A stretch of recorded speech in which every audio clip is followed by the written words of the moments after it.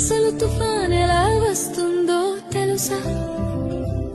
సముద్రం మొదట ప్రశాంతంగా ఉంటుంది, అలలు మెల్లగా తాకుతూ ఉంటాయి.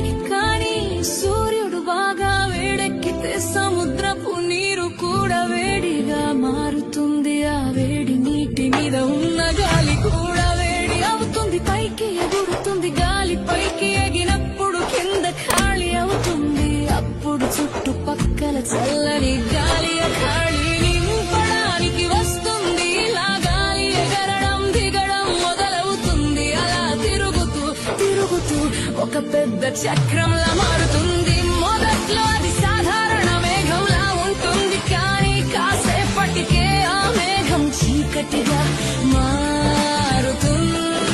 మేఘాల మధ్య మెరుపులు మెరుస్తాయి, గాలి గర్జిస్తుంది. సముద్రం మీద గాలి వేగం 60-80-100 కిలోమీటర్లు పెరుగుతుంది. అదే ఆ క్షణం తుఫాన్